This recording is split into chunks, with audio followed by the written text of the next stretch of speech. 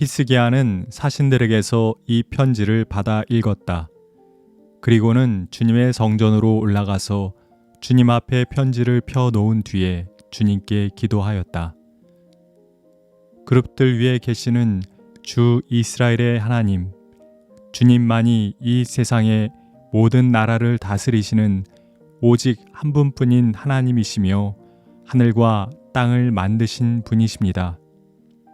주님, 귀를 기울여 들어 주십시오. 주님, 눈여겨 보아 주십시오.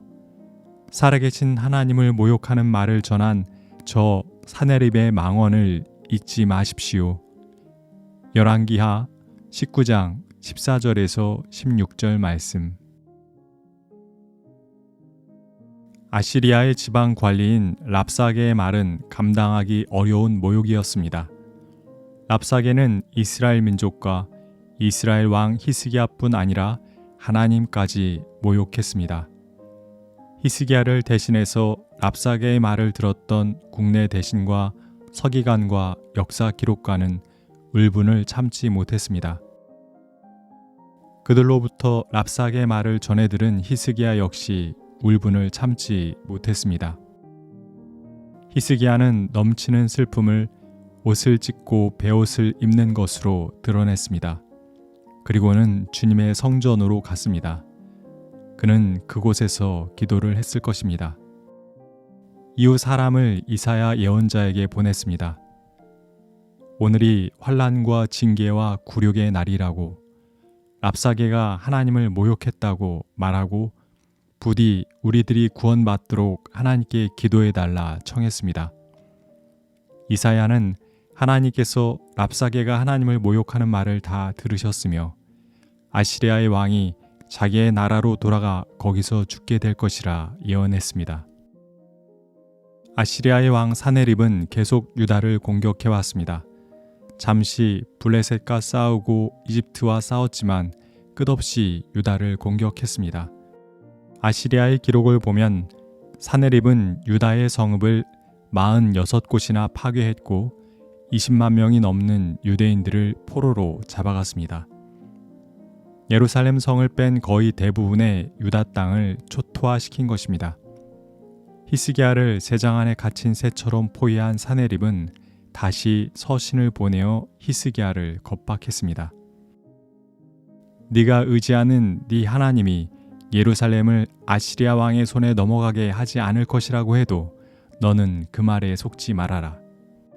그러면서 사네립은 그 어떤 나라의 신과 왕도 아시리아를 이기지 못했다고 말했습니다. 사네립의 말은 증명된 말이었습니다. 그랬기에 히스기야는 그의 말을 무겁게 들을 수밖에 없었을 것입니다. 마음 둘 곳 없던 히스기야가 향한 곳은 주님의 전이었습니다. 그는 주님 앞에 사네립이 보낸 편지를 펼쳐놓고 기도했습니다. 주님만이 이 세상의 모든 나라를 다스리시는 오직 한 분뿐인 하나님이십니다. 그리고는 하나님을 모욕하는 사네립의 망언을 잊지 말아 달라고, 사네립의 손에서 유다를 구원해 달라고, 그래서 오직 주님만이 홀로 하나님이심을 알게 해달라고 청했습니다. 이사야는 히스기야에게 사람을 보내 말했습니다. 하나님께서 왕의 기도를 들으셨다. 그리고 견고한 요새들을 돌무더기로 만들고 여러 민족을 공포에 질리게 한 것은 사네립이 아니라 하나님이라고, 하나님이 모든 것을 오래전부터 결정하신 것이고 하나님이 계획하신 것이고 하나님이 이루신 것이라고 했습니다. 사네립이 여러 나라의 백성의 코에 쇠 갈고리를 꿰고 입에 재갈을 물려 포로로 끌고 갔듯이 하나님께서 사네립을 그렇게 아시리아로 되돌아가게 만드실 것이라고 말했습니다. 또한 3년 후면 유다의 백성들이 다시 평화롭게 농사를 짓게 될 것이며 아시리아의 왕은 예루살렘 성을 향해 활 한 번 쏘지도 못하고 왔던 길로 돌아가게 될 것이라 말했습니다.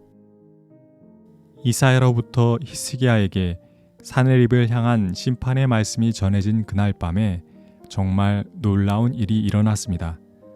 주님의 천사가 아시리아 진영에서 18만 5천 명을 쳐 죽였습니다. 그 숫자는 거의 사네립이 포로로 잡아간 유다인의 숫자와 같았습니다.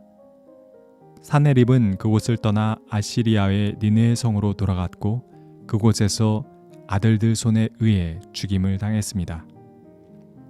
사네립은 스스로를 하나님처럼 여기며 참 하나님을 모욕했습니다.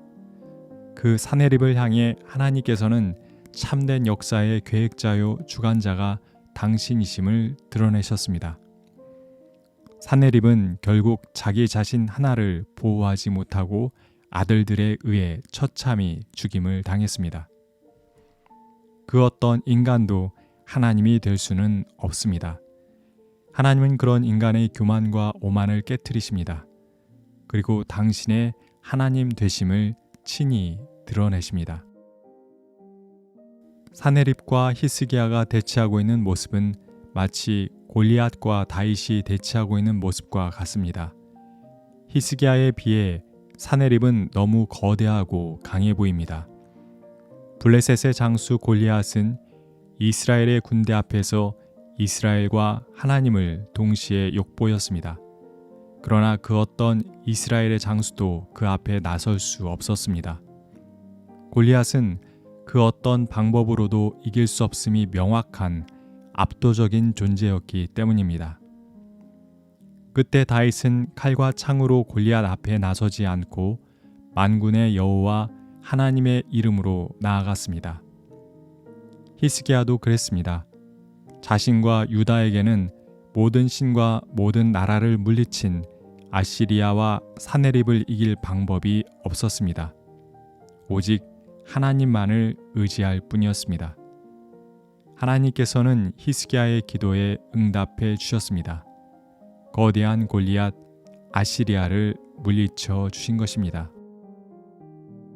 그러나 히스기야와 같은 상황에 처한 이들이 히스기야처럼 기도한다고 해서 하나님께서 모든 기도에 동일하게 응답해 주시지 않는다는 것을 역사와 경험을 통해 우리는 알고 있습니다. 압도적인 불의 앞에서 끝까지 다윗과 히스기야처럼 하나님이 하나님 되심을 드러내시기를 바라다가 죽임을 당하거나 패배를 당한 많은 일을 우리는 알고 있습니다. 그러나 그렇다고 해서 그들의 믿음이 무의미하거나 미련한 것이었다고 말할 수 있을까요? 하나님의 응답 여부에 상관없이 그들은 우리에게 믿음이 얼마나 값지고 귀한 것인지를 드러내 주었습니다. 그리고 우리가 바라던 때와는 조금 시간이 달라도 하나님께서는 반드시 불의한 권력은 심판하시고 오로지 참된 하나님은 당신 한 분뿐이심을 드러내심을 우리는 믿습니다. 하나님, 사네립이 보낸 모욕이 가득 담긴 서신을 들고 성전에 들어가 그 편지를 하나님 앞에 펼쳐놓고 기도를 올리던 히스기야의 심정을 떠올려 봅니다. 그 참담하고 쓰라렸던 마음이 전해지는 듯 합니다. 자신뿐 아니라 하나님까지 모욕을 당하는 상황과 그 상황을 자신의 힘으로 극복해낼 수 없다는 사실이 죽도록 견디기 어려웠을 것입니다. 하나님은 그런 히스기야의 마음과 아픔을 헤아려 주셨고 무지막지한 힘을 가진 사네립이 역사의 주관자가 아니라 하나님이 참된 역사의 주관자이시며 하나님이심을 알려주셨습니다. 그리고 히스기야의 눈앞에 있던 골리앗 같았던 사네립을 물리쳐 주셨습니다. 하나님, 우리에게도 히스기야와 같은 믿음을 주십시오. 하나님만이 참된 하나님이심을 그 어떤 상황 속에서도 흔들리지 않는 믿음으로 믿게 해 주십시오.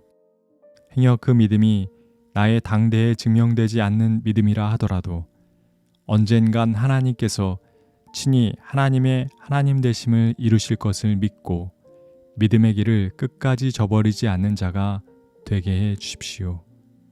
아멘.